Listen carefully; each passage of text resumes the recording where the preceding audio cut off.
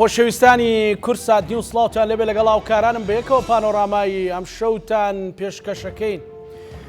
دۆخی کورد لە عێراق و لارێمی کوردستان و ململانەی نێوان هێز و لایەنە سیاسیەکان هەرێمی کوردستان و ئەم خەڵکە بەرەو کوێ بات. قەیرانەکان دووبارەن، ڕووداوەکان دووبارەن، گۆڕانکاریەکان کەمن. ئەوە ژوای کردووە کە خەڵک بە تەواوەتی نیگەران بێت. ململانەکە گەیشتۆتە شوێنێک کە وەکو کورد دەڵێ ئاگرە سوورە لە خۆم بە دوورە. نیگەرانی ئەوەی کە سلێمانی تۆمەتبار بکرێ بەوەی کە یان دەستی دوژبن ڕابچێشرێ بۆ بردومانکردن و ماڵوێرانی دروستکردن ئەمڕۆ زیاتر بەرفراوان بوو. خەڵک زۆر نیگەرانە لەوەی ململانی حزبیەکان گەیشت بێتە ئاستێک کە بە ڕۆژنامەی کوردی بە جۆرێک قسە لەسەر ناوچەیەکی هەرێمی کوردستان بکات کە دەستی دوژبن ڕابچێشێ بۆ بردومانکردن و ماڵوێرانی دروستکردن. ئەمە جگەلەوەی ئەم ململانێ و جەدەلەی لە نێوان هەرێمی کوردستان و بەغدادا هەیە خەڵکی تاڕاددەی ماندووبوون کردووە بێتاقەت کردو بەڕاستی. هەموو ئەوانە هەرێمی کوردستان بەرەو کوێ دەبن لەگەڵ زۆر بەڕێز نووسەر و ڕۆژنامەنووس بەڕێز کەمال ڕەوف گفتوگۆ دەکەین. کاکەمال زۆر بەخێر بێت. سوپاس بۆ دەرفەتی کە بە پانۆراما و بەرنامەی پانۆرامەتداوە لەوە دەست پێ بکەین بەڕاستی مەسەلە نیگەرانیەکەیە. هەنیەوە جەدەلێکی دروست کردووە لای نوخبا لای ڕۆشنبیر لای ڕۆژنامەنووسان کە مەسەلەن دوێنێ چەند ڕۆژ پێشێستا ڕۆژنامەی خەبات باز لەوە کاکە لە سلێمانی پەکەکە ینی خەڵک تیارە کرێ وەکەوەی مەرکەز سەدری بێ و ئەنرێ بۆ قەندیل. ئەمە هاوکاتە لەگەڵەوەی هەموو ڕۆژێ تورکیا لە ئاستی باڵاو هەڕەشە لە سلێمانیەکە. بەڕاستی ئەمە لەکوێی کاری ڕۆژنامەگەری لەکوێی کاری یان خەتی کوردایەتی جێگەیە بێتەوە. وەڵاگەر لە سپاس من پێم وایە جارەواز لە خەتی کوردایەتی بێ چکە خەتی کوردایەتی زۆر لاواز بووە زۆر ئاستی ئەتوانم کاڵبوونەوەیکی یەجگاریە کە بەرەو نەمانەچێ. ڕەنگە مەسەلەی پرسی کوردایەتی لە زاکیر و فکری خەڵکیەکان مابێت وەکو خەڵک، بەڵام لە ناو ئەم کێشمە کێشەیە ونە ئەنی غایبە ئەوەی کە نایبنین بە شەیتانکردنی سلێمانی سیاستێک نییە کە ئێستا لە ڕۆژنامەیەکەوە سەری دەرهێنابیێنە پێم بێت ساڵانێکە لە سەرەتا بە برسیکردنی سلێمانی گوشار خستنە سەر سلێمانی بوون منە تۆ حکوومەتێکت هەیە لەم حکوومەتە هیچ وەزارەتێک لە سلێمانیان نییە. لە ئەزمموی هەموو دنیاوایە کە بۆی کە قەرەباڵغی لەسەر شارێک ینی لە ڕووی ئابوووریوانێت تەنها شارێک ئیسیفادە لە حکوومەتەکە یان دابەشەکەن دائیرەکان دابەشەکەن وەزارەتەکان دابشەکەن. ئەمە دوو پارێزگای گەورەمانەیە کە هەولێر و سلێمانیە پێم وابێت لە ڕووی نەسەمەوە ناوچەی سلێمانی فراوانترە و کاریگەرترە، بەڵام تۆ دیقەت بە درێژای ئەم چەند ساڵە تەنها یەک وەزارەت لە سلێمانی ئەبێ هەموو مواڵاتنێک لێرەوە بڕات ئەگەر ئیشێکی سادەی هەبێ. هەندێک دەوائر هەبوون لێرە وەکو بانک و کۆمەڵێشتی کە ئەوانەشان گوێزایە بۆ هەولێر. ئەمە بۆ خۆی جۆرێک گوشار خستنە سەر سلێمانی بووە ساڵەهای ساڵە بەردەوامە. ئێستا قۆناغەکە چۆتە ئاستێکی تر چۆتە ئاستەکە مەترسیدارترە زۆر مەترسیدارترە. ئاستەکە چۆتە سەرەوەی کە لە کاتێک ئەوانەزانن کە تورکیا هەڕەشەی جددیەکە لەسەر زاری سەرۆکە کۆمارەکەی وەزیری خارجیەکەی وەزیری حربیەکەی هەمووی باز لەوەکە وەهمێکەیە کە گوایە لە ناوچەی سلێمانی دەعمی هێزێکی باکووری دەکرێت پەکاکرێت چێکرێ. ئەمە بۆکو بەشێکی لەوەی کە گوشارە وانەزان کە بۆ شێوەیە نییە. ئەمە گوشارە بۆی کە یەکێتی نیشتیمانی کوردستان وەکوی کە لە هەندێک پەیامە پیان گوتون پیانە ئێمە ئەمانەی وەکو پارتی دموکراتی کوردستان من لەگەڵ ئێمە ئەوە تەعاملمان لەگەڵا بکەن نامانەیە بەتەن شەڕی پەکە بکەن زانیاری و هەواڵگیری و چیوانەمان لەگەڵا بگۆڕنەوانێ. من پێم وایە گوشارەکە بۆ ئاستەیە کە بەداخەوە لایانی کوردی ساعتۆتە ناوە ئەی سلمێنێت ئەوە ڕەنگە داخەکە بێ ئەمە ئەی سلمێنێت پێڵێت ئەڵێ ئەگەر تۆ بردومانی سلێمانیەکەی لەسەر حەقیت شەرعێتی پێدان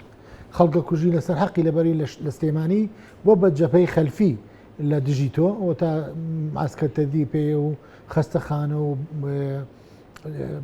فڕۆکەخانە هەمووانە بەکارێ لە دژی تۆ و فێرگە هەیە چی هەیە چەکیانە دەوێتێ پاریان بۆ کۆکرێتەوە. من پێم وابێ ئەمە نەفەسیەکە تەواو پێچەوانەی نیشتیمان پەروەریە نازانم چوشێکی بۆ بەکارێنرێ تەواو پێچوانی نیشتیمان پەروەریە تەواو پێچوانەی شتی مۆراڵی ئینسانەکە دژی نیشتیمانەکەی خۆی بێهانی لایەکی دەرەکی با بۆی کە وێرانی بکە جا هەچ کەسێ بۆ لە بەرامبەر هەچ پارتیشی کوردستانە بیکات هەمان تەسمیە هەمان ناو هەمان پێناساڵەگرێ کە ناکرێت تۆ خۆشت بەشێک بی لە ئیدارە و حکومڕانی هەنی ئەمە لە دەرەوە بایە ئەم هێزا ئۆپۆزیسیۆن بۆ ئەمان و داغ لە دڵە کێشەی هەیە ئەم هێزا ئەگەر نشارەزا بووە لە سیاسەتی نەگەڵی ئەمان و کەوتوتە غەڵەتەوە ئەم هێزا ئەگەر ئەمە لە پەیجێکی فیکەوە باتە ئەمان و کەسێک بەسەرا تێپەڕێەوە بەڵام ئەمە یەکەم جار و دوم جار نییە لە میدیای پارتی دیموکراتی کوردستان ئیشکردن لەسەر بە شێتانکردنی سلێمانی حدێکی زۆر خەتەرناکی دەست پێکردەوە. کاکەمان بەڕێزت خەڵکی سلێمانیت مەسەلەن و یەکێکی لە ڕۆژنامە هەر دیار و بە ئاگاکان پێت وایە بەڕاستی ئەو حەقیقەتە هەبێت بۆی کە لە سلێمانیا مەرکەز تەدریب هەبێ یان بۆ نمونە لەوانەیە مەسەلە لە هەموو شوێنێک ڕێخستن هەیە مەسەلە لە ناو ئەستەمبوڵ وان قەرەش پەکە ڕێخستنی هەیە ینی خۆ ناشارێتەوە مەسەلەن خەڵکێکی متعاتیف بێ لەگەڵ پارتیکارانی کوردستان لەگەڵ پارتی لەگەڵ یەکێتی ئەوە ناشارێتەوە بەڵام پێت وایە ینی بەو شێوەیە بێ پێم وایە خۆزگە هەبوایە خۆزگە نەک لەسەر ئاسی سلێمانی لەسەر ئاسی هەموو کوردستان ئێمە توانای ئەومان هەبوایە دەعمی ڕۆژاوایی مام کردایە باکوور مام کردایە ڕۆژهەڵاتمان کردایە چونکە ئەمانە ساڵەهای ساڵ ئەوان دەعمی حرەکاتی کوردیان کردو لە باشوور ینی ئێستا ئێمە ئەگەر پێگەیەکی بەهێزمان هەبێ من پێم وابێت ئەوان حەقیان هەیە ئستحقاقیان هەیە لەوەی کە لەم پێگە بەهێزەی ئێمە لەم ئازادەی ئێمە سوودمەند بن نەک ئێمە بین بە نارنەوەن و من پێم وابێ بەهێزبوونی ئەوان ئەبێتە بەهێزبوونی باشوور پێچوانی ئەو تەسەورە بەهێزبوونی ئەوان پێگەی ئەوان لە وڵاتەکانی خۆیان بەهێز بێ احترام و ڕێز بۆ ئەم بەشەی تری کوردستان زیاتر دانرێ و سەرکەچکردنیان و گرتنیان و ئەزێردانیان یەکسانە بەوەی کە هێزەکانی تری چواردەوری ئەم چوار وڵاتە چاولەوان بکەم برن بۆ ئەوان لێوان لێکن بۆ ئێمە لێ نەکەین بۆ ئێمە پێم وابێ ئەمە لێکدانەوەکی تەواو غەڵەتە و لە ڕووی سیاسیشەوە ئەکرا مەسەلەن بۆ نمونە هەتا ئەمە قسەیەکێک لە سەرکردەکانی ڕۆژهەڵاتە دەکرا ئەوان وان تەعامل کردایە لەگەڵ ئێمە کە مەسەن ئێمە وەکو کارتێکی زەخت و کاتێکی گوشار بەکاربێنم بەرامبەر بە تەعاملکردنی وڵاتانە ئێستا بە پێچەوانە بۆتەوە ئەوانە بوونەتە کارتی زوعف لەسەر هەرێمی کوردستان کراونتە کارتی زوعف و هەرێمی کوردستان ئەم حکومڕانی کەەوە ئامادەی جۆگرتنی هەموو دنیا بەغێری خەڵکەکەی خۆی ئامادەی ئیلتیزامکردنە بە ئەوامری هەموو لایەکەوە بەغێری داخوازەکانی خەڵکی کوردستان ینی وای کردووە کە خەڵک بە شێوەی نەیار و پێی وابێت کە تورکیا بۆیە کێشەی لەگەڵ هەرێمی کوردستانەیە لەبەرەوەی گوایە پەکەکە وجودی هەیە ئەم پەیوەندی بۆ نییە پەیوەندی بە وجودی پەکەوە نییە تورکیا خواستێکی دەسەڵات خوازێکی فراوانی هەیە لایەن مەسمونە لە لیبیا هەیە لە سودان هەیە لە لوبناان هەیە لە سووریا هەیە هەموو شوێنێک هەیە ینی لە حتا لە ئازەربایجان و ئەرمینیا لۆ کێشانە وجودی هەیە من پێم وانی ئەمە پەیوەندی بە ئەو تەسمی کە تورکیا ئیشی لەسەرەکە گوایە پەکەیە من پێم وانی ئەمە پەیوەندی بە وجودی پەکەوە بێ ئەمە پەیوەندی بە وجودی کوردی ئێمەوەیە ئەمە پەیوەندی بە تێڕوانینی دەوڵەتی تورکیا نەک حیزبێکیشان دەوڵەتی تورکایەوە لەسەر قەزەی کوردی لەسەر بوونی کورد لە ناوچەکە لەسەر بوونی کورد لەسەر ئەو خاکەی کە تیاژی ناوی کوردستانە چکە ئەو ڕقی لە ناوی کوردستانی ژەبێتەوە ئەمڕۆ پێم وابێت سەڵات دەمیرتاش قسێکی جوانی کردووەڵێ مریشک و پشیلەکانی مەشت بە تیرۆرە سزانێت دەوڵەتی تورکی کێشەی ئەوان لەگەڵ ئەمایە کێشەی ئەوان لەگەڵ ئەوان کێشیان لەگەڵ کوردێکی زیندوایە کورد زیندوو بێت دەنگی هەبێ قسەی هەبێت دەگرێنان مثلا باسی ئەوە بکەین کە بە شەیتانیکردنی سلێمانی کاکەمە چی ئیسفادەی لێکە مەسەلەن گریمان خوانەکردەوە تو دەستی تورکیا ڕاکێشا تورکیا جورئەتی ئەوەی کرد وەکوی لە عربەت کرا خەستەخانەیەک توزانە بنکەیەکی مەدەنی بردومان کرا و ئەو مەرامەی جێبەجێ کرد مەسەلەن ئەوە چەند جارێکەوە هەڕەشەیەکە و خەڵکیش بەڕاستی بە حەزەرەوە سەیرە ئەو هەڕەشانەکە این چی ئیسفادەی لێکە لە ناو خۆمان ئەم دابەشبوونی کوردستان ئەم دابەشبوونانی بۆی کە هەموو گوشارەکان نەخینە سەر لایەک ئەم دابەشبوونی کیسان لە هەرێمی کوردستان دروست بووە هەر ئەم ماڵ ئەم تەسەوری لێ بەرهەمیە ینی ئەم ئەوەی لێ بەرهەمی دێت کە یەک ڕقی لێک بێ مەسەرم بۆ نمونە ڕەنگە ئێستا خەڵکە بێت لە سلێمانی قەنەعەتی وابێ کە گەڕانەوەی حکوومەتی عێراق بۆ کۆنتڕۆڵکردنی هەرێمی کوردستان لە قازانجی خەڵک بێت ڕەنگە خەڵکیەکە بێ وا بیرکاتوانێت لە داخی حیزبێکی تر لە داخی گروپێکی تر ینی لەم غەوغایە لەم ئاشوبەیە لەم پشەویە پرسی نیشتیمان و پرسی کوردایەتی ون بووە باش يعني ئەمە دۆخەکە وای لێ هاتووە ئێستا مەسەن ینی ئەگەر لە شوێنێک باسی کوردایەتی بکە یا حیزبی لەم حیزبانە باسی کوردایەتیکەن بە دڵنیان پێم وابێ زۆرینەی خەڵک گاڵتەیان پێکات چونکە ئەو شتە غایب بووە تەواو لە ئەفکار و لە گوتاری سیاسی ئەوانە ون بووە. باشە سلێمانی پەیوەندی بە حیزبێکەوە یان پەیوەندی بە زیندوێتی سلێمانیەوە پەیوەندی بە یەکێتیەوە هەیە پەیوەندی بە یەکێتی نیشتمانیەوە هەیە پەیوەندی بەوە هەیە کە حیزبێکی دیاریکرا و ڕەنگە 85-90,000 موچە خۆ دەبێ وەڵام 80,000 دەنگ نایێنێت لە شارێکی 2 میلیۆن و نیویە ینی ڕەنگە ئەوانە تووشی غومنی کردبێتن تووشی کردبێتن کە ئەم شارە لەگەڵ یانانیە و خەڵکێکی ناتوان گەشە بکەن ڕەنگە پێوا مادام من منیتیانیم با وێران بێ. باشە ئەوە گریمان سلێمانی مرکز وەکو خۆیان ئەڵێن پارتی ئەڵێ مرکز سەدری بیتایە مەسەلەن یان یەکێتی یارمەتی لۆجستی ڕۆژاوا و باکوورەدا بەڵام سەلاحەدین دەمیرتاش ینی لەوەتەی هاتوۆتە سەر شانۆی سیاسی بانگەشەی بێکەوە ژیان و دیفاع لە میلەتانەکە مەسەلەن ئەوەندەی باس لەوەکە کە مافی تورکێکی ژوەر بگرێ مافی ئەرمەن و چەرکەزێکی ژوەر بگرێ لە تورکیایە ئەو بۆ شوێ مەسەلەن تەنها کێشەکەی ئەوەیە کە سەلاحەدین دەمیرتاش کارکتەرێکی کوردە کوردێکی خۆشەویستە لە ناو خەڵکە شعبێتی هەیە پێگەیەکی جەماوەری و نفوزی هەیە ئەمانیش حتمما لەو شتانە ناترسن و پیان وایە کە ئەبێ ئەمانە بردۆ دە تەسفیەکردن دوو جۆر تەسفیەکەن تەسفی تیرۆری کەسایەتیانەکەن تەسفەیەکی فیزیکیانەکەن یان خەنە یان کوژن یان خەنە زیندانوانە ئەگینا ئەوەی کە دەمیرتاش ینی لەسەری دادگای کراوە تەنانەت ئەو تارانەی کە نووسیوێتی هەمووی لە ناو دادگای تورکی نەک دادگایکی ئەڵێ ئەو شتارانە نووسوا پەیوەندی بە ئازادی ڕادەبڕینەوە شتێکی نیتیانیە کە ینی مەترسیدار بێ ئەم پیاوەنە تیرۆریستە بەڵام پێچۆنەگە تیرۆریست بە ڕەبنێت دامیان کردایە نە تیرۆریستە نە بکوژان نە توندوتیژی ئەنجام داوە بەڵام 40 ساڵ لەسەر و 40 ساڵە حکومێن يعني ئەمە ناحقێکی گەورەیە ئەمە ناحقینیە تەنها بە سەلاحەدیمیتاش ئەوە ناحقیە بە هەمومان ناحقێ بە نەوەکانی ئاین دەشمان بەو جۆرە مامەڵەکردنی دەوڵەتی تورکیا لەگەڵ و گەورەترین عیبەکە لێرە ئەوەیە کە مەسەلەن هێزێکی کوردی بێ دامی ئەم عقیدەیە بکات دامی ئەم ئاراستەیە بکات کە ئاوا تەعامل لەگەڵ يعني ئەحمەد تورک بۆ ئەحمەد تورک مەسەلەن تازێک هەزاران سەوتی هێنا 14 ساڵان بەڵێ مەسەلەن هەزاران سەوتی هێناوە کەسایەتێکی ڕەنگە جەنابەت لە نزیکەوە بینی بێت تاکید مەسەلەن کەسایەتێکی کۆمەڵایەتیە و خەڵک خۆشیەوێ و مەسەلەن خۆ بینی پیاوێکی هادی و ئارام هەر باوەڕی بە توندوتیژینی لە خیتابەکانیشە يعني حتى لە نێوانی چێتی و پارتیشە مەسەلەن پێمەتی تەنها زەری بێ وایە کە کوردە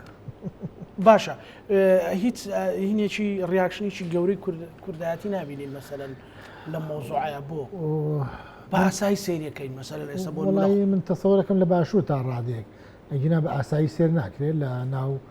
ڕاستە لە ئامەدوانە 4 ڕۆژ خۆپشاندان قەدەغە کراوە ئەوانە هیچ ئەوە بێژگەلەوەی کە ئەو ئەوانیان زیندانی کردەوە نەحەقیە و گوشاریشان خستووە سەر شارەکان و هێزێکی زۆر بڵاوە پێکراوە بۆی کە کۆنتترۆلی شارەکان کەلیسانەچێت بەڵام پێم وابێت ئەمە تووڵە کێشێت و ئەمە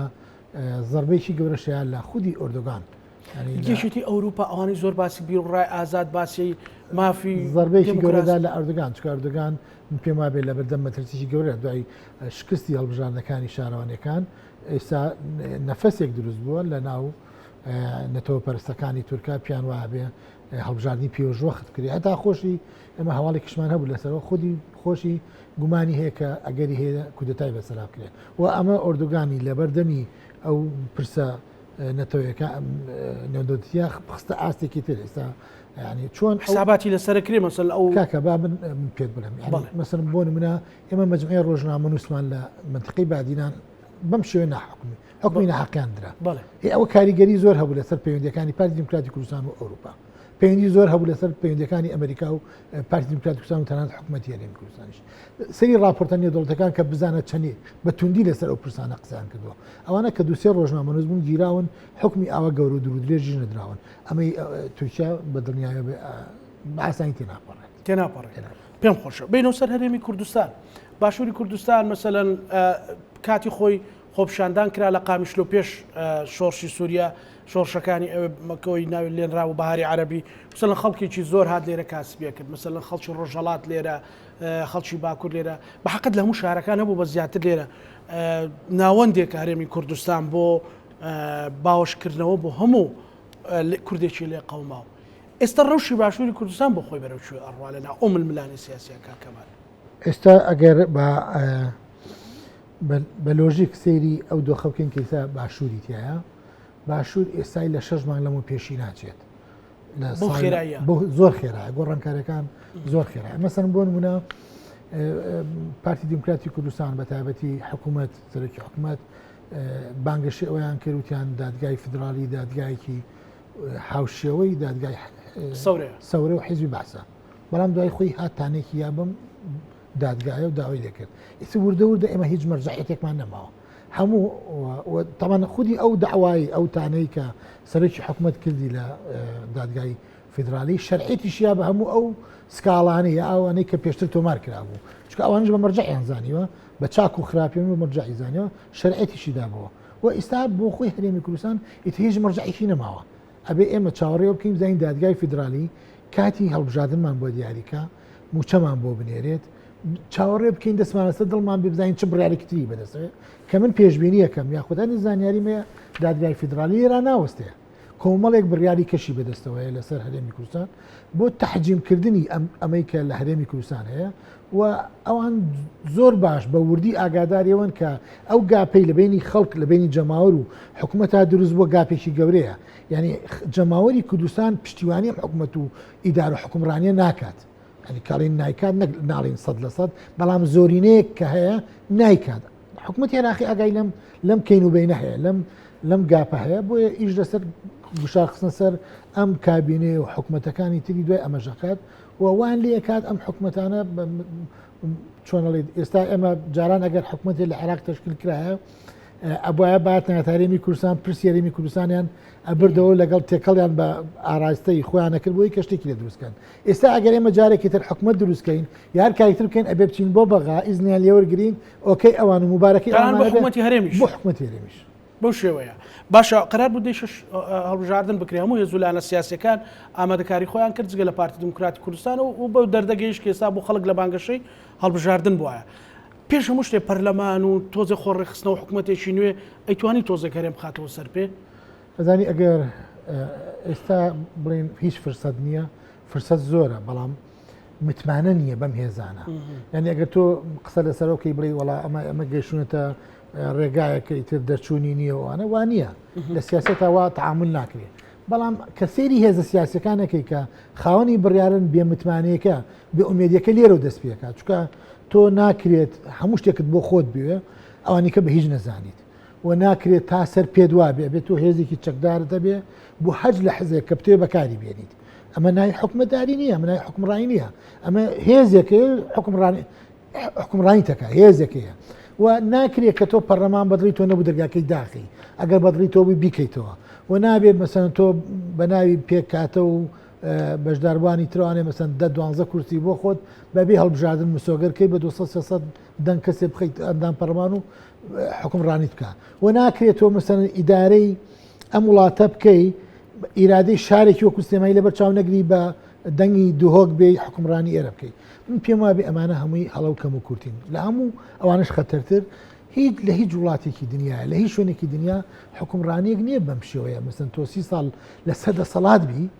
بڵێ ئەگە پارە هەبووە تانە ئەگەر نەبوو چی بکەم شتیوان نییە ئەگەر نەبوو بێ دواز بێنیت ئەی دوای ئەوە مەسەن لەم دوایانە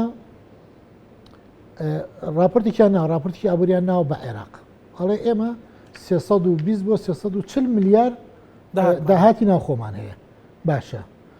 ئەی باشە داهات ئەو کاتی کە نەوتانە فرۆش داهاتی نەوت چۆن بووە حتمما 500-600 میلیار بووە ئەی باشە بۆ لەو کاتان موچە نەدراوە معقولە 32 موچە حکوومەتی 32 موچە قەرزار بێ لوتی شۆ نەبەرز بێ معقولە ئەو هەموو داهاتی هەبێت و پارژ نەدات و پێشی وابی ئەو لەسەر حەقا نابێت تۆ ڕخنەی لێ بلێگەر مامۆستا خۆ پیشتاندانی کە شەق لە دەموچاوی هەڵن شەغلەک نیڵەن ئەمە چ حکومڕانیەکە کاکە لەکوێی دنیا ئەمە هەیە لەکوێی دنیا ئەمە هەیە کە تۆ مۆدێلە لە هیچ شوێنێکی دنیا یعنی ئەگەر تۆ نەدبێ باشە ئەگەر من نیمە ئۆکەی من نیمە و پارەمان نییە و ئەو کۆی کە لە نەوەکانە بەسەرمانە هات بەڵام هەموو بە یەکوانە مامۆستا تعاملی شێکرد لەگەڵ نەبوونیەکەی خۆیان کیلۆی ڕۆن بە 70 دینار بوو کاتە موچەکەی 250-300 دینار بوو بەڵام ئێستا مناڵی بەرپرسەکان کۆمپانیا لەسەر کۆمپانیا گەورەیەکەن ئەی باش ئەگەر نیە مناڵی ئەم مناڵە ئەگەر هەموو تەمەنی 100 ساڵیشی بخەیتە سەر ئەم پاری لەکوێ هێنا ئەکەواتە تۆ پارەکە ئێمەت بردو پارەی لە داهاتی خەڵکت بردووە لە داهاتی نەوتت بردووە یاوتە بەسەر دابش کردو بەسەر مناڵەکانی خێزانەکەی خۆتە ئەمانی ژێن دابەشەکەنەوە بەسەر کۆمپانیا و جارێکی تر بەمە وەلاکردنەوەی ئەنە ئیدارەی ئەم وڵاتە بۆ 100 ساڵ بەم شێوە بڕوات خەڵک تەحمولی پێ ناکری کاکە کورتووە باشە پێ دوای پارتی بۆچی بەشداری هەڵبژاردنی نەکرد کاکەمال لەو تەوقیتەیە پێ دوا بوو دیزاینێکی مەسەلەن جەنابەت مەسەلەن ڕەنگە بە پەنجەی دەست بژمێرن خەڵکانی وەکو جەنابەت کە دەستانەگا بە سەرچاوی زانیاری زۆر باش ڕەنگە هەمووی نەڵێن لە مقابلەکان بەڵام مەسەلەن پێتوا بۆ پەیوەندی بەوە هەبێت کە دیزاینێکی ئێرانی هەبێ و ناچوزانم خۆیان پەیوەندی بە دیزانی ئێرانیەوە نییە کاکە ئێران ئەوەنە ڕەنگە تەدەخولی شئون بکات بەڵام بەو دەرەجەی نییە خۆی ڕێژەی بەشداربوانی جاری پێشوو هەڵبژاردننی پێشوو لە 128 بۆ 30 بوو ینی کەواتە ڕێژەی بەشداریکردنی خەڵک لە هەڵبژاردنە ڕێژەیەکی کەمە و پارتی دموکراتی کوردستان ئیسیفادەی لەوە کردووە کە یەکێتی نیشتوانی کوردستانی ئیسیفادەی لێ کردووە کە دەنگێکی زیاتر لەو دەنگی جمهور و خەڵکە دەنگیان داوە بەڵام ڕەنگە حستەی ئەسد لای پارتی دموکراتی کوردستان بوو بێ چکە بە دلیلەوەی ئەوان وتیان کاکەوە 400,000 دەنگەری ئێمە ئەو منتقیتیان نییە پێمانێ لا بەپێی ئەو لیستەی کە حکوومەتی عراقی ئامادەی کردو بۆ هەڵبژاردن ئەو بۆ دەنگەرەکان لەگەڵ ئەو لیستی کە هەرێم تۆماری دەنگەرەکان 450,000 دەنگەری فەرقە 450,000 دەنگی شارێکە کاکە ئەم 450,000 دەنگدەرە لەگەڵ زایدن ئەو 11 کورسیە لەگەڵ دابەشبوونی هەرێمی کوردستان بۆ 4 بازنەکەی تر دەنگی دهۆگنێت حکومڕانی سلێمانی کا و هیچ سێمانێت چ حکومڕانی شارێکتر بکات ئەمانە بۆ پارتی دموکراتی کوردستان خەلال بوو ئەمە کێشە بوو ئەو پێیوا بوو مەسەن بۆڵێ بێ هەڵبجە 4 بێ نابێت سێ ینی ئەم یەکە چییە ئەو پێیواهەیەکێتیکە با ئیسلامەکانێکە ئەو ژەوەیەکی کورسێکی هەبێت لە هەڵبجە بەم ینی کێشەکان لەسەر شەڕی حیزبیە لەسەر پێگەی حیزبە لە ناومەدە شەڕەکە لەسەر پرسە دیموکراسیەکان نییە شەڕەکە دوورە لەوەی کە مەسەن ئەمە لە بەرژەوەندی کورد بێ ئەگەر بۆ خۆڕێخستن ئەگەر ئەم نەفەسە هەبێ بۆ ڕێخستنەوەی هەرێمی کوردستان ئەبێ لە پێشەوە هێزە گەورەکان لە خوانەوە دەست پێ بکەن نەک بێن لە خوارە دەست پێ بکەن ئەبێ لە خوان دەست پێ بکەن دەستکەن بە تەنازولات بۆ ئاشکردنەوەی خەڵک دەستکەن بە دروستکردنەوەی پرد لە نێوان خوان و دەنگەرە دەستکەن بە ڕێخستنەوەی پەیوەندیەکانی خۆیان و هێزەکانی تر بۆی کەپتان لە بەغایە گوتار بن بەڵام تاکوی ئێستا لەسەر پرسی سەرە کۆمار 3 جار پارتی دموکراتی کوردستان کێشەیە بووە لەسەر وەزیرەکان کێشەی هەبووە یەکێتی لەسەر فلانشت کێشەی هەبووە تۆ تۆ بە جیاوازی ئەچیتە بەغداد ئاگای لەیە کە تۆ نەفەسێکی جیاوازت هەیە ناتوانیت لەگەڵ هاوسەنگەرەکەتە کە ئەوان اتفاقی استراتیژیانەگەڵێکی نیشتمانیە ناتوان پێکەوە بن حکوومەتی عێراقیش زۆر باسانی وردەوە دەهێتە ناوە هەتاکو ئەوەی کێشەکان لە بینی هەرێم و لایەنە سیاسەکانە فراوانتر بێت زۆرترین بوارەکرێتوانێ بۆی کەلانی دەرەکی ئێرانی تورکی عێراقی بێتە ناومانەوانێ و ئەمە چەند جارێک لە جلسەکانە لە ئەمجار لە ئاخر سەفەری ئەمە کە معلومات بێ پێ بڵم ئاخر سەفەری شاندی بە سەرۆکاتی سەرۆکی حکوومەت کە چوونەتە ئەمریکا وان پێگوتون و توانە ئێمە داممان کردوون لە ڕابردووە ناتوانانی وا بێن و هێزی پێشمەگە یەخەن ئێمە پارتیمان ناوێ بە یەکێتیمان نایە بێ پارتی ئەمانەیە یەکێتی و پارتی پارتنەرمان من لە بەغدا بۆ هەڵڕاگرتنی هاوسەنگی یعنی هێزیشان نایە بە بێ هێزەکەی تر باشە وها قسەیان کردبوو کە سەرۆکی حکوومەت دەگەڕێتوانێ پرۆژەیەک بۆ مەسەلەی پرسی ئاشتی و تەبایی دروستەکان ڕێگەر هاتوانێ بەیاننامەیەکیان دەرکرد یان یەکێتی نیشتمانی کوردستان خاینە هەر ئەمریکەکان تووشی شۆک بوون دوو ڕۆژ دوای گەڕانی لە یەکێتی خاینە خیانەتی دەکرد ینی ئەمە کاکە ئەمە لە هیچ شوێنێکی دنیا ناجۆرە ینی سیاست بەم عینادیە بەم عەقڵێتە بەم دابڕانە نابێت قسە لەسەرەوە نییە کاکە وەرە ئەژان ئێمە انتخابات بکەین هەر یەکەمی کاکە با یەکەم نەبی خۆ دنیا کاول نابێ تۆ ناکرێ هەرێمی کوردستان لە لایەک بێ و حیزبەکەی خۆت لە لایەک وەکو یەکوا بێت بەرژەوەندی هەرێمی کوردستان لاوا بین تۆ کە حیزبەکەی خۆت یەکەم بێت ئێستا بە حساب ئەو دواخستنەوەیە کە شیعەکان و ئەمریکاش و ئێرانیش و هەموو متفقن لەسەر ئەوەی کە پەرلەمان تەمەنی کۆمیسیۆن درێژ کاتەوە و 5 کورسی لەو 100 کورسیە بکرێ بە پێکاتە و زائدن قسەیەکی وا سیناریۆیەکی وایە معلوماتە و زائدن مەسەلەن لە مانجیدا مانجی 11 انتخاباتە بکرێ ینی پێت وایە پارتی بەمە ڕازی ئەبێ خۆی سینا شتەکە زۆر نابوو خۆی باشتری ئەوەی کە نەکرا باشەکەی لەوا بوو من بۆ خۆم لەگەڵ ئەوە بووم کە نەکرێ بێ پارتی بۆچی چونکە ئەگەر بەبێ پارتی بکرایە ئاشوبەیەکی گەورە جارێکتر ڕێکردەم هەرێمی کوردستانە ئەگەری توندوتیژی هەبوو ئەگەری بەرێکەوتنی توندە بوو و بۆ خۆی چۆن بۆ بێ پارتی ینی ئەو قسەیەکی واقعیە چۆن بەبێ دیزایانی هەرێمی کوردستان بۆ جۆرەیە چکار دوولایەن هێزی چەکداریان هەیە پارتی یەکێتی بەبێ یەکێتیش هەڵبژاردن ناکرێت بەبێ پارتیش هەڵبژاردن ناکرێت چکە هەڵبژاردنەکە دیارە ئەو دوو هێزە سەرەکیە ئەسڵی مەوزوعەکەن چکە هەردوو هێزە منتیقە نفوزیان لەبەردەستە منتیقە نفوزەکەش لە مدیرێکی مەکتەبەوە بۆ محافظ وەف ئەبێ سەر بۆ خۆیان بێ ینی خۆ سەر بە کەسیکە نییە خۆلانی کەیتیانە ئەگەر سەر بەلانی کەش بەبێ لە تحت ئەوامری ئەوان بێ ئەزانی کە چۆنە لەبەرەوە هەڵبژاردن لە هەرێمی کوردستان بەبێ پارتیەکێتی ناکرێت بۆیە من پێم خۆش بوو ئەگەر چەمانکیش لا بکەیت بەڵام قسەکەی من لەسەرەوەیە ئەی دوای ئەمە ئەگە دوای ئەگەر پارتی دموکراتی کوردستان ئەو دەنگانەی ناکە خۆی مەطلبێتی نەتیجەکە قبوڵەکات ئەگەر نەتیجەکەی قبول کرد پارتی دموکراتی کوردستان یەکێتی نیشتمانی کوردستان لەسەر مێزێکی گفتوگۆ داعانیشن بۆی کێشەکان حەلکان وازدەم کێشانە بێن کە هەتاکو ئێستا بەربینی هەرێمی کوردستانی گرتووە خۆ کاکە کێشەی هەرێمی کوردستان بەشێکی پارتی بەشی زۆری پارتیەکێتیە خۆ قەڵک گرنگە خەڵک موچەخۆر دای موچەی خۆیەکە ئیسقاق خۆی ژیان مستقرارێتی خۆیەکە و ژیانێکی هەبێ چ شتێکیان داوا کردبێ مەسەن لەوەی کە لەم وڵاتە شتێکیان داوا کردبێ کە مستحیل بوو بێ هیچ شتێکی مستحیل داوا نەکراوە ئەسڵان ئێمە پرسی نەتەوەیمان جێژ بۆ پرسی موچە و ئیسا پرسی موچەش خەریکە بە جۆرێکێک بێن بۆ مەسەلەی هەڵبژاردنوانە بەرەبەرە ئەم ئینسیجامەی کە ئەم ئینسیجامە ڕۆحی کە ئێستا لە بینی خەڵکی هەرێمی کوردستانایە بە کاریگەری خراپی نێگەتیفی پارتیەکێتی بەر ئەوش بەرە هەڵوەشانەکرێت ئەوەش بێ ئومێدی و بێ متمانێکیت کە ئیزافاکە پێت وایە هەر بەڕاستی بەو سیناریۆشەوە پارتی یان ئەو بەشەی پارتی چکە پێم وایە چرفان بەرزانی ڕازیە بەو سیناریۆە پێت وایە ئەوە ئەکا و قسەیەکەیە کە على ئەساس یانەوێ لەو مدێشە کۆمیسیۆن تەمەنی درێژ نەکرێتەوە و یاریشی لەو جۆرە هەیە 2000 پارتی داوا بکە نۆ کەس لە دادوەرانی هەرێمی کوردستان بچن لە بەردەمی سەرۆکی هەرێم سوێندی یاسایی بخۆن و ئەوان بە یاسای هەرێمی کوردستان ئەمە بڕیاری دادگای فیدرالی بڕیاری دادگای فیدرالی قابلی تەعن نییە ینی ئەمەی کە پارتی کات جۆرێک لە مستحیلە ینی ئەکرێتەوە مەسەن کێشەیەکە دەبێت لە شوێنێکە لە بڕگەیەەکە بەڵام پارتی دموکراتی کوردستان داوای هەڵۆشانەی هەندێک لە بڕیارەکانی دادگای فیدراڵەکە کامە قابلی جێبەجێکردنیە من ئەوە جارێک تر لە دوو بەنامی کێشا باسم کردووە ئێمە کاتی خۆی شاندێک بووین میدیا و کۆمەلگای مەدەنی و حیزبە سیاسەکانیش لە حیزبە سیاسەکان کاک جعفەری منیکیمان لەگەڵا بوو لەگەڵ کاک سعدی ئەحمەد پیرە و لەگەڵ دکتۆر دلاوەر حەلادینەوەوانە چوین بەشێک لە مەرجەعەکانی شیعەمان بینی و چوین هەندێک لە ناوەندە سیاسەکانمان بینی زیاد لە چینە نەجەف لە بەغا کۆبوونی فراوانمان کرد ئیشمان لەسەرەوە کرد کە پەیوەندی کورد و شیعە پەیوەندێکی نۆرماڵ بێتوانە هەمویان قسە هەمویان جیاوازیان هەبوو لە بینێکتە بەڵام هەمیان لەسەر کۆک بوون دادگای فیدرالی نابێت تەعن کرێت کە چیود ئەبێت جێبەجێ کرێت ئەوە نییە مەسەلەن ئەڵام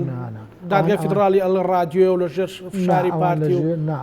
ئەوان دادگای فیدرالی وەکو مەرجەعێکی سەرکی خوا نەبینن و احترامی ئەمریکاش ناتوانێت تەدەخل نەخ ئەمریکاش مەسەلەی دادگایە و من پێم وانە ئەمریکا ئێستا ئەو دۆستە نزیکە بێ کە جاران بدۆزی کورد بوو دوای ئەو هەموو نەسیحەت و ئامۆژگاری دوای ئەو هاوکاری هێزی پێشمەرگە دوای یەک نەخستنەوەی دوای ئەوەی کە هێزە سیاسەکانی هەرێمی کوردستان هەرێکە بەلای وڵاتێکە ڕۆیشتووە و دوورکەوتێتەوە من پێم وانێ ئێستا هەرێمی کوردستان ئەو شوێنە بێکە جێگای ئومێدی ئەمریکیەکانیش ئەگەر پارتی ئەو کەمبوونەوەی کورسیانە قبول نکات هەرێمی کوردستان بەرەو کوێ بەرەو دابەشبوونێکی جیاوازە ڕات ئەبێتە دوو ئیداری جیاواز ئەو دوو ئیدارێ نابێت بە حکوومەتی فیدرالی لەبەرەوەی کە لە سێ پارێزگا کەمتر بوو ئەوێ دوو پارێزگایکێتی دوو پارێزگای دووسە بێ بجە و سلێمانی ئەوانش دوو پارێزگا بەسە بێ کێشەمان لەسەر هەولێرە بێت لە بینی پارتیەکێتیە و ئەو کاتە حکوومەتی وەکو ئیداری بەسڕە و شارەکانی کە تەعامل لەگەڵ هەرێمی ئەو کەرکووک و بەڵام ئیدارەکەی ئیدارێکی کوردیە بێ بەرەوە هەنگاوانێ ئەگەر بەرەو دابەشبوونەکە بڕۆ ئەگەر پارتی دموکراتی کوردستان کێتی نیشتمانی کوردستان لەسەرم هەڵبژارنەوە و نەتیجەی هەڵبژارنەکە پێکردن ڕێک بەرەوە چێت ئەگەر نەبێ بە شەڕ چونکە هەولێرمانەیە ناکۆکی لەسەرە یەکلابوون نییە یەکلاب نابێتەوە بەڵێ چونکە هەولێر یعنی کێتی نیشتمانی کوردستان پێی وایە ئەوش حیسەی هەیە دەستی ئەوەی کە ئەیبینی زمینەکە وەکو ئەوەی کە جارێکیان نەونی کۆبوونی مەکتەب سیاسی یەکێتی و پارتی بۆ لە پیرماب کە سەرۆکی یەکێتی کاک بافڵاتە دەرەوە میدیاکان لەیان پرسیوتیان پەیوەندی نێوان یەکێتی و پارتی وتی لەوە ئەچێ باش بێ ینی سە بەڕاستی من ژێ پرسیارە جەناب دەکەم ینی زمینەکەی ئەوەی لەوە ئەچێ باش بێ ینی بەرەوەەوە ئەم تێگەیشتنی کە ئێستا تەعاملی پێکرێت ئەو ئەواقعەتی کە ئێستا مامەڵی پێکرێت پرسی هەرێمی کوردستان و سەروەری هەرێمی کوردستان و ئەنی خوێنی شەیدەکان ئەمە غایبە. ئێستا یەک پرسەیەکە ئەوژێ من هەر بمێنمەوە کەسی یەکەم و هێزی یەکەم بم هەموو ئەو دامەزراوانەی ترکە ئەکرێ بێت لە خزمەتی منابێت هیچی هینیە و مەرجع دەوڵە عمیقە من بم ئەمە نەفەسەکەی بۆ ئەم پێما بۆی چێتە سەر پارتی بۆ منە نەخێ بۆی ناچێتە سەر ناڕات نەخێ ئێران بۆ کەس ناچێتە سەر نێچڕۆن بارزانی سەردانی هەردوو جێگرەکەشی لەگەڵا بۆ بێگومان بەڵام سەردانی ئێرانی کرد مایەوە وا و پێشببینی دەکرا کە زۆر احترامیان گرت پێ و زۆری شتیشیان بۆ بکەن پێت وای ئێران چی ئەکا لەم بابەت زانی ئێرانیش لەسەرەوە ئیشەکات کە پارتی دموکراتی کوردستان لە دەستی دەرنەچێت پەیوەندی نێوان ئێران و پارتی دموکراتیەکان پەیوەندیشی کۆنا و بە تایبەتی نێچیروان بەرزانی خۆی هەر پیاوێکی دیبلۆماسی و توانێتی ئەو علاقاتانی خۆی ڕاگرێت من پێم وابێ ئێران ئیش لەسەرەوە کات کە بە جۆرە جۆرەکان پارتی جەزب کاتەوە بەلای خۆیە بۆی جۆرێکی تر کێشە بۆ عێراق دروست نەبێت لەوەی ئەو کاتی خۆی ئیتفاقیکرا تۆزە لە سونە دوورکەوێتەوە تۆزێ لە تورکیا وڵاتانی کەندا و دوورکەوێتەوە و پێیان وایە کە پارتی دموکراتی کوردستان هێزێکە بوونی هەیە حەقا هەمان تەعامل لەگەڵاکەن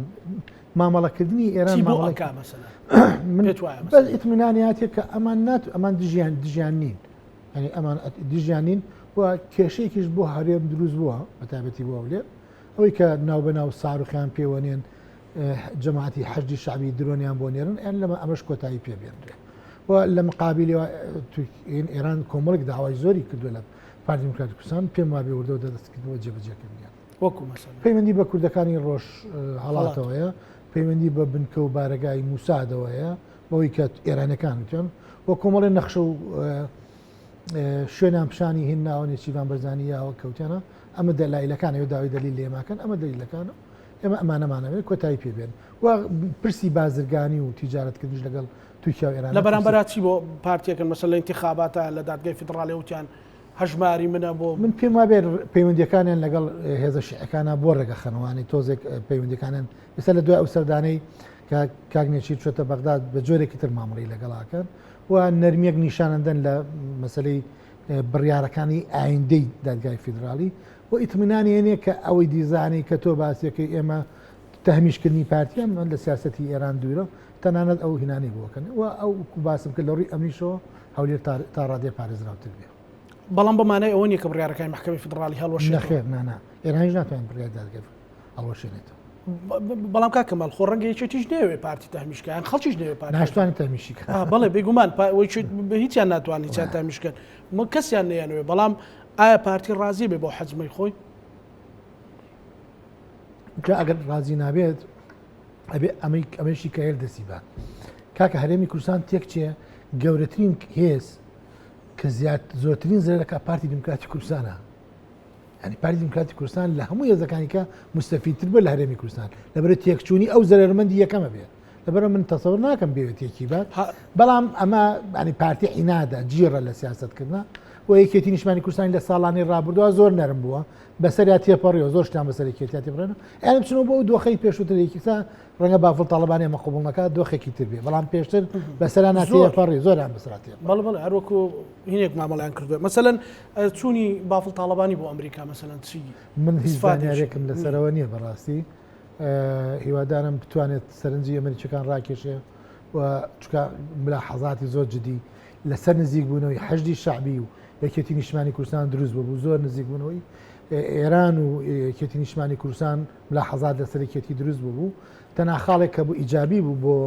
یەکێتی نیشتمانی کوردستان ئەو پەیوەندی و هاوکاریەکە لەگەڵ ڕۆژاوایانە کە ئەمریکیەکان ئەمەیان پێخۆشە بە پێچانەوە ئەمریکیەکان چەند جارێک ملاحەزاتیان بە پارتی دموکراتی کوردستان داوە کە پەیوەندیتان لەگەڵ ڕۆژاوا باش بێ ئەوانە دۆستی ئەمن پارتی دموکراتی کوردستان ئەوەی نەکردو ینی ئەو خەڵکی بۆ بەڵام فریایەکێتەکەوێ مەسەلەن لەوەی کە هەموو ڕۆژێ لەسەر ئەو بابەتە تورکیا ڕەشێک لێ سلێمانی ویچێتیەکە ئەزانی کاک زانابە ئەوە لەبەر چاوگری ئەمریکا بەرژەوندەکانی خۆی بۆ کورد ناخاتە مەترسیۆ لە بەرامبەر تورکیا مەساڵحی گەورەیە بە تایبەتی لێسا کە شەڕی ئۆکرانیا هەیە شەڕی غەزە هەیە نایەتە پای ئەوەی کە تورکیا بکاتە دەرەوەی بازنەکە بەڵام ئەتوانێت هێوری کاتەوە ئەتوانێت کاریگەریە بێ بەڵام دەوڵەتی تورکیا واز لە قەزەی کوردی نایێنێت کێشەکە پەیوەندی بە هەرێمەوە نییە پەیوەندی بە خودی کوردەوە هەیە پەیوەندی بە تێگەیشتن و تێڕوانینی دەوڵەتی تورک و ئەم عقلێتە تورکی نەتەوەپەرستیە کە بەرامبەر بە کورتیانە بۆی ئەم هەر درێژێ بێ و کێشێ بێ و بێ ملی بینە بەر و بێ مقاومە بکەین ئیرادەمان هەبێ بەرەوە. باش کاکەمەل وێڕای ئەوەی کە منێتر بەرزانی سەردانی ئێرانی کردووە و نەرمینوان نێک هەبێ و مەسەلەن جەزبکردنێکی پارتیە بێ بۆی نەچێتەوە بەری سونە و وڵاتانی قلیمی و جەناب تەزانی مەسەلەن هەتا دوێنش خەڵک یانود محمود مەشەدانی ئیتر تاو کۆنتڕۆڵ شەمە دەرەچێ و بێتە سەرۆکی یاریەکە ئێستا واژ نییە وانە ئێوە دلیلی ئەوەیە کە کاکە ئەگەر من دلیلترت بۆ برێم بۆ ئێران بەغداد مهمە یا سلێمانی هەولێر حتمما بەغداد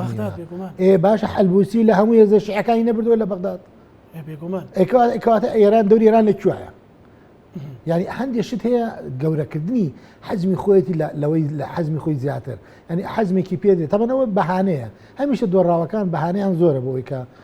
بەهانە بۆ دەڕانی خۆیان بێنەوە بەش خەڵکی شەرقی ڕوا بیرەکاتەوە قەت نایە بیرکاتەوە لێ کاکە من غەڵەتم کردووە من خراپم کردووە و ئەمە ناکەم بۆ چاکەکەم بەهانەکەش من ناڵم ئێران دەستی وەردان ناکە بەڵام توانای دەزوەردانی کاکە گیان زۆرترین قونسوڵەی ئێرانی لە ناو نەجەف و کەربەلا سووتێنراوە طبعا يعني خۆ ئێران بیتوانێت پارێزگای لە قۆنسوڵەکانی خۆی بکات لە بەسڕۆ لە بەسڕۆ شارە شیعەکانە سووتێنراوە بۆیە من پێم وانێ ئێران ئەو توانایی هەبێت کە هەموو پینتەکان بەدەستیەوە بێ و وەکو داشی داما چۆن بێ و ئاوا یاری پێکە لە عێراقوانیە کاریگەری هەیە و هەندێک هێزی هەیە و گەورەترین کێشەی ئێران ئێستا ئەمەسەلەی ئەم حەشدی شعبیە کە ئەگەری هەیە کە هیوادارم ئەمە جۆرەێکی تر هیوادارم حەشدی شعبی و هێزی پێشمەرگە پێکۆ چەک نەکرێن ئەو مەترسیە بەڵێ مەترسیێژەیە چوانە لە دەرەوەی دەوڵەتن لە دەرەوەی هێزی چەکدار لە دەروی حکومەتن يعني ببنى نافرمي بلا كبون نافرمي يعني اخوان اوان هنيكي مرجعيه بون وبراري برلمان يصدر وبراري كبري برلمان يصدر داي تشكان عليه كانوا لا اقل خلينا وجيش سباي عراقي باشا كاكمال كواتا بو هم نرمنيان نواندنا بو يارياني كاكري بتوا مثلا بروسه هجماري من كيكي شكاني ملت برامبر با حكومه براستي يعني بو بقريشي دروني استبر دوام وزارة إذا فيديو بلاكات وكاكا خلق معاشكي ورقرت لكارتك لولا خلق حر متمانين نما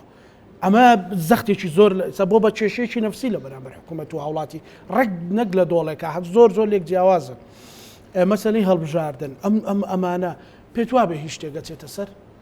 بۆ هەرێمی کوردستان بۆ حکوومەتی هەرێم بانەڵێن پارتی ئەوە لەسەر من پێما بێ هەژماری من لەسەر حسابی خەڵکی هەرێمی کوردستان خۆزگە ئێمە ئەو توانایمان هەبوایە ئەو متمانەی بانقیمان هەبوایە کە خەڵکی هەرێمی کوردستان لە باتی جارێ 100 جار بانقەکانی هەرێمی کوردستانیان پێ باشتر بووە لە بانقی عێراقی بەڵام بەداخۆوانە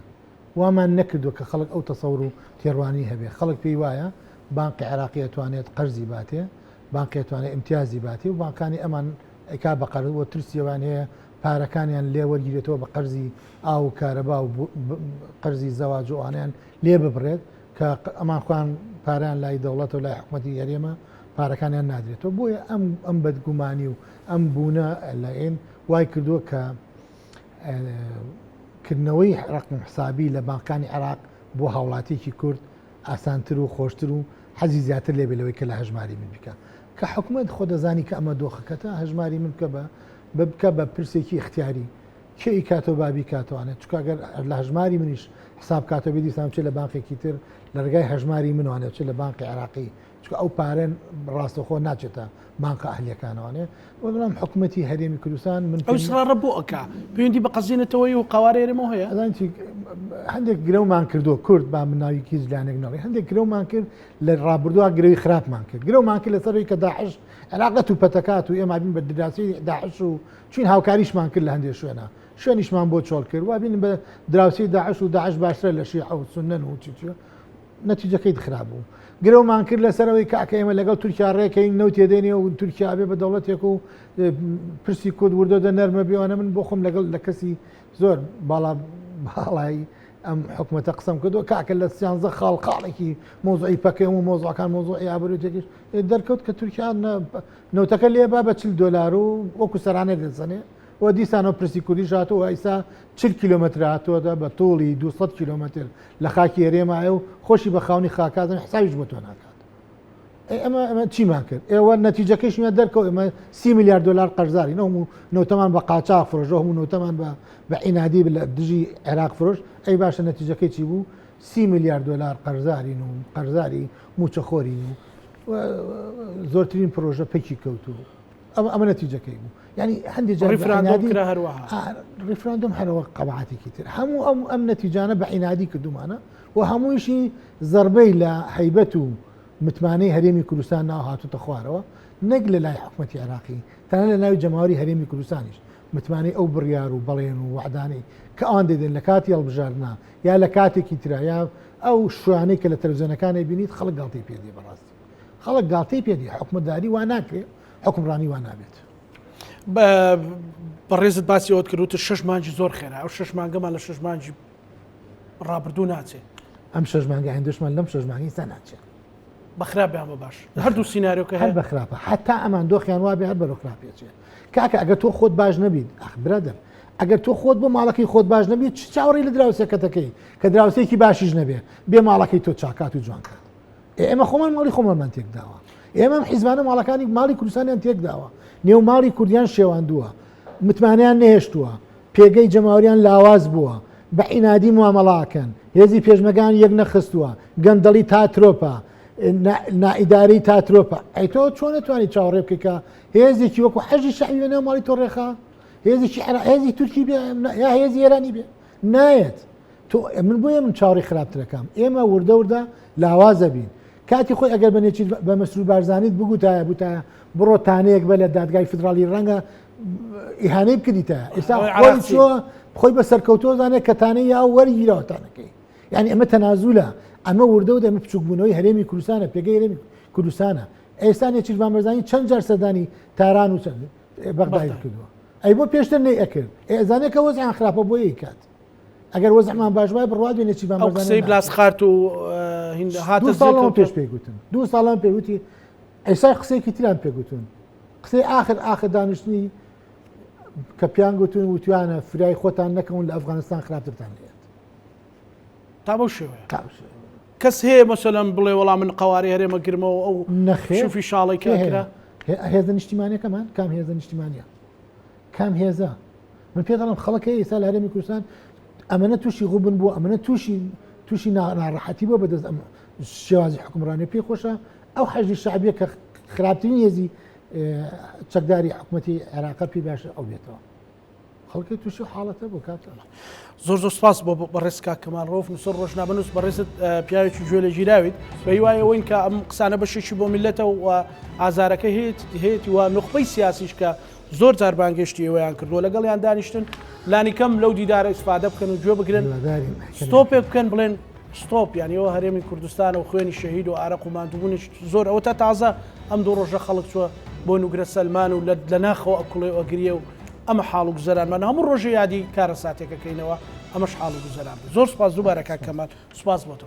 خۆشەویستانی کورسات نیوز لەگەڵ هاوکارانم بەیەکەوە پانۆڕامای ئەم شەومان پێشکەشکردن ئێوە شەمولایەکتان ئەمانەتی خوای گەورە بن خواتانە